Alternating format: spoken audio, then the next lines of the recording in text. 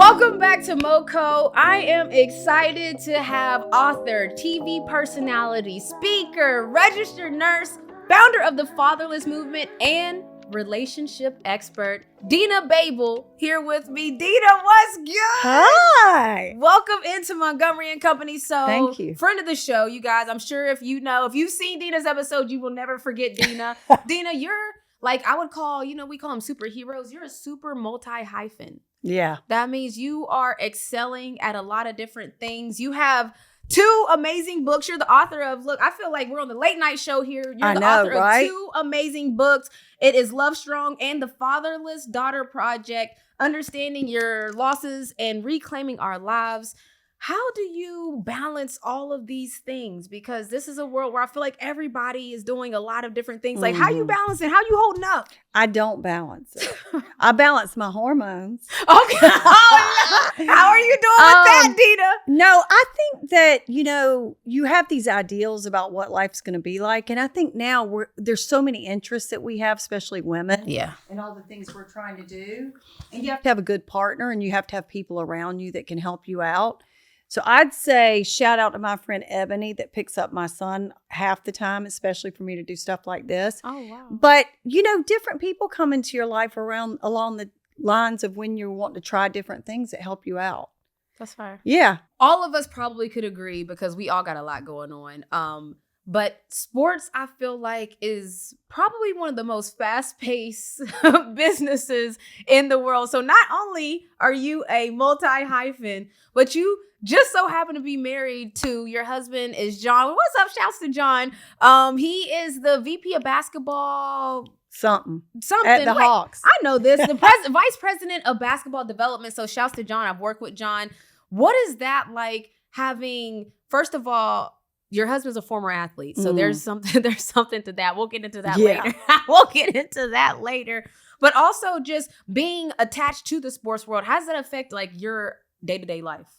It's interesting. This week he also obviously does commentating and color for like ESPN and stuff. So not only are we in season, but he's also got, I think, 5 games this weekend or during the week as well. So we're literally going back and forth. My daughter just called from school and she's sick. Oh, no. He's got to go meet the mayor at 4:00. And I'm like, well, I'm going to meet Renee. So he's running to, I know, right? I'm like, honey, I'm busy. So he had to go pick her up, bring her home. So it's like a tag team situation. It wasn't always this graceful, but we're good in the fact that we both have things we really love and we want to help keep each other in line and be able to do what we love. Well, it's interesting because we were talking about something off camera where you were saying how, like, as an athlete, we are tested. We're tested through the coaches, through the games, and we have to figure out how to survive that. But when we get to the end of that journey, then there's relationships. And you were saying that all these things that we survived may or may not affect how we are in relationships. In interpersonal relationships. Yeah, so please I want to hear more about that. So what are your thoughts on that? There's 2 thoughts around it. So I've worked in corporate America, right? And I think about I was not an athlete. So if I want something, I'm pretty direct. Hey, this is my goal. This is what I want to do. Whereas John goes and shows people what he can do. And he waits to get tapped on the shoulder. So I learn a lot from him in the fact that you don't have to be so blatant and ask for everything. Sometimes you show. Yeah. And he also learns from me. Sometimes you ask. No, that's right? Facts. That really is facts because I know Serena's in the building. She already knows that I'm just going to go about doing my job. You know how it's that's like right. In sports, it's like do your job, know your scout, and the results will follow. It's not necessarily the best in corporate, though, maybe to your point, but that in sports, that's what we really are taught. That's interesting. Well, it also comes out in your relationship in the fact that, how you get validated, right? So John is probably more of a task-oriented person. So let's say I'm stressed out. He's like, I'll go to the grocery store. I'll go pick up the kids. I'll do this. I'll do that. And I might just want to say, well, I just want to cry or watch Lifetime. And I want you to sit here beside me. Oh, my gosh. And so the reality is he learned by doing tasks because he had to perform, right? where I learned to discuss my feelings ad nauseum. No, and that's a headache. It's a headache. I mean, but it's so crazy you're saying this, like, because I'm telling you, like, you're reading me. Like, you're reading me like a book, in a sense of sometimes even if there's someone complaining, I'm trying to find a solution. 100%. Like, I'm like, oh, okay, I'm trying to give a solution. But then I realized through being in a relationship that sometimes people just want to complain. They just want to be heard. They want to be heard. Just to vent. People want to vent and just be heard, but you're not actually looking for a solution. Maybe. Sometimes you just want to get it out and have somebody listen to you. Yeah, we want you to know what fear is coming up for us and why, but we're women. We already know what we want to do. Yeah. Right? But we want someone to hear us and be heard. It goes all the way back to your core fears or your values, how that comes out in your adult life. Wow. Based on your childhood trauma. Wow, I know. It's like, oof. And with athletes, it's like, we might not call it childhood trauma. I'm going to call it childhood programming. Because it is programming. I'm very programmed to function a lot of times. Like, when I was running out of the house late, like, I was going through stuff and Sirena was like, you don't even notice anything when you're trying to be on time. And it's like, of course not. I got one goal right now, and it's to be on time. Like, I just realized, like, athletes were very... tunnel. Yes. Very tunnel vision. Yes. Yeah, and you learn to, like, appreciate it. I remember the first time I really recognized what was going on in an athlete's mentality. John was a college coach, and this kid who he was recruiting missed his flight. Wow. And the kid was 17 or 18 years old. He missed his flight, and he calls him, Coach, what do I do? I'm like, he's 18. Make your own flight, dude. But he was used to picking up the phone and someone taking care of him. Definitely. You know? And so it was wild to me. And then I think, well, maybe that has a lot to do with how people may end up financially later because they never learned how to organize their thoughts. Whereas some of us went through that in college, where you're not so focused on athleticism as well. No, it's interesting because it's like there are ways that athletes are very advanced when it comes to like preparation, handling tasks, handling responsibilities. But then there's also that side of it where there's things that we usually just don't even worry about. Like, it's embarrassing to know that my snooker booker still makes sure that some of my bills are paid. She's like, she's setting up it's like, yes, there are those, I'll call it handicaps because you are not doing them. I'm curious though, because the relationships and all of that, is that a headache to John? Like, are you constantly evaluating y'all's relationship? You know what he says all the time? This is hysterical. So, I graduated as a nurse. So my mom was visiting, and she's got a need that she won't get taken care of course. So I was like, she couldn't get off of my couch because it sits down low. So I go in between to like pick my mom up. And my mom's a little bit bigger. So I go to pick her up. I pick her up quick. And John goes, look at Nurse Dina. She's so excited. She got to use her nursing because I could physically pick her up. But I call John Obama because he thinks he's so busy. What? I mean, that's how he's like, look at Nurse Dina. She's all excited. And I'm like, okay, Obama, what else you going to put on your schedule today? I like that, though. That's healthy. That's healthy. I mean, he is busy, though, right? He is busy. Okay. He likes to be so busy. I like that. All right, so I want to get into the holidays because the holiday season, we're already in it. I'm just one of those people that we're already in it. We are. Holidays, when you're married to athletes, are a little different than holidays traditionally. Like, there's different routines. There's different, like, as in me and my household, we watch the NBA on Christmas Day from the start till the finish. Yep. I might take a nap in between on one of those games, but our TVs will all have on. Well, now NFL is coming in, but NBA or NFL, you actually probably have a husband that might work during the holidays. How does that affect your holiday routine? Well, back to communication. So obviously the Hawks are, starting their season. We send each other like, here's the updates. Here's what we got going on the next 2 weeks. We have family coming in for Thanksgiving. Okay. Wow.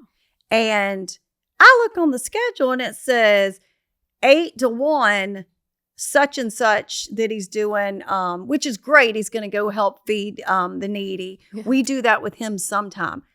It wasn't even on my radar. With the Hawk Squad, he's going. Yeah. And I've done it with them. And I love it, but I didn't think about it. Yeah. So I'm like, well, oh, well, I guess we're eating at 1 or 2 or 3 or 4 or whatever time we're eating. Yeah. And then I'm thinking, should I ask the friends and family to also do it with us? Because it makes you feel good and it's a great way for everybody to really think about what you're thankful for. But now the whole family's plans are now wrapping around the sport. Around the sport. Yeah. Which is the way it goes. I was just going to say, because every night now, Serena's like, is there a game on? Because it's like, when you're with an athlete, I don't know how, like, for people that aren't in athletic families, it's hard to explain to them how much sports takes up the day. Like, not just certain days. It's like there is an everyday sports pull about our house of, I'm like John, I cover the NBA. Right. So of course we have to watch it. It's like, it's a part of my job. So you love it. I love it too. Yeah. I love it too. Yeah. But also it's our job. So it's not just, I can't go to your mom's because I'm watching the game today, maybe. Or I can't go hang with the friends because I got to stay and watch the games. How does that make you feel sometimes when he has to opt out due to sports? It used to embarrass me because we've been together for 25 years. Wow. Okay. So the first 6 or 7 of those, he was a college coach. So he was unavailable. Then. Unavailable. People don't know that, but if you're a college coach, you're and unavailable. we lived in 2 different states. Oh, wow. So my friends would be like, is this guy real? Like, where is he? So my best friends get married. He's nowhere to be found. So I remember moving in a townhome and he had a game going. He was in Virginia. He was coaching in Virginia. And I remember it was raining outside. I had 3 men in a truck or 2 men in a truck moving my stuff in. And with every box, I was getting madder and madder. I was like, this man, I'm going through this big transition. There's so many moments in my life he's not going to be here. Yeah. Right? But you know what? He called me during halftime. You good? Everything okay? Wow. Right. That's, right. I mean, side note, that's shout out. That's a lot to call somebody. I think he was halftime. Scared. I think he had to. Because that's not normal, Dina. I'm like, that's when he was in love, girl. That's when he was like, where is this woman? What's going down? He's still in love. But you know what I mean? Like, you have to figure out how to make it work. And we were long distance, so I felt heard. We talked a lot. That's what made our friendship what it is. But I'll tell you what's interesting. I love how much he loves his passion. And everybody wants to be in love with someone who's passionate, whatever it is. Yeah. And so when you truly see it's not about you, it's about what makes them feel alive and what they love, then you just get behind them. Wow. I love that. And we talked a lot from the athlete side of it. Now, you have a lot talking about the fatherless daughter. Right. And so what do you think from your end that you're bringing into the relationship from your past trauma? Oh, girl. Abandonment issues that I had because I lost my dad when I was 13.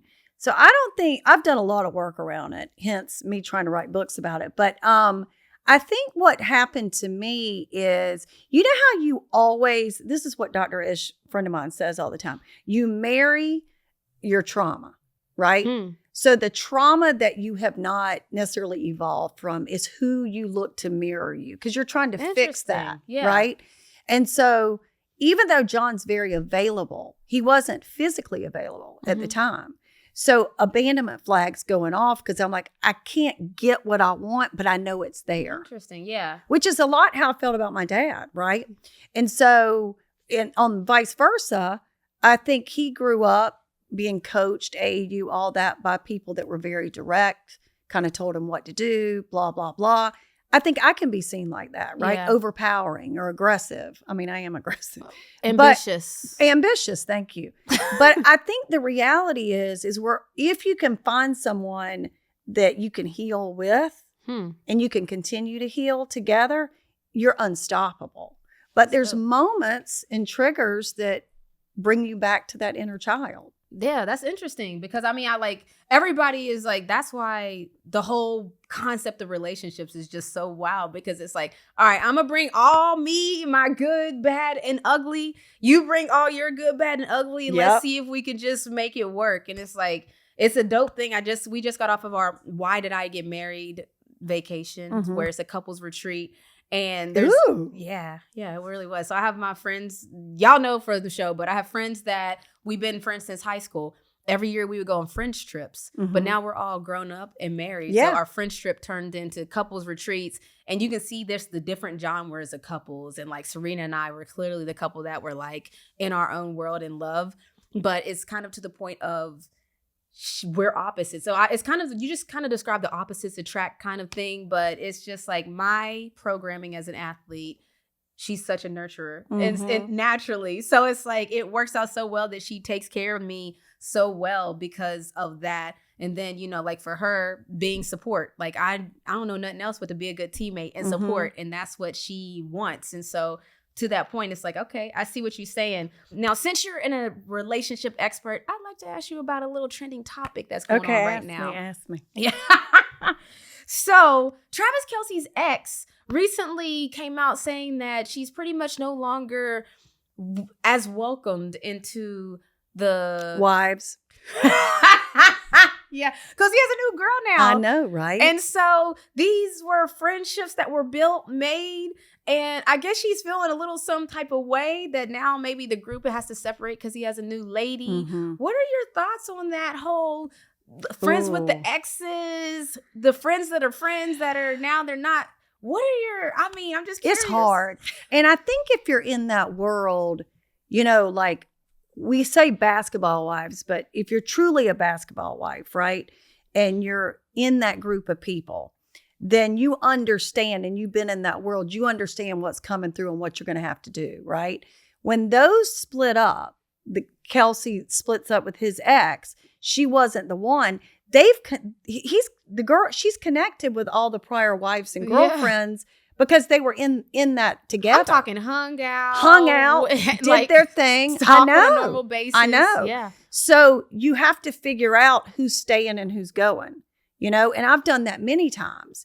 And you've had to break up with like friends? I have. How does that go? I stay friends with them. No, Dina, that's not a breakup. That's what I do. I stay friends with, I mean, the girls, not the crazy ones. I think if you have a real friendship, then you can love them through their next step and they can love you where you are. Wow. Sometimes it hurts too much. And sometimes you have to separate. Dina, I feel like you're just collecting because it's like you haven't broken up with nobody. I don't break up. No, I'll tell you, because most of the time it's the man's fault. So, whoa, okay, because listen, okay. That was the truth in these scenarios. In these scenarios. I want you to know, because I'm like this, I have to figure out how to say this because it's like, all right, I'm in the sports world, so I've had teammates. Of course, it was their fault they broke up.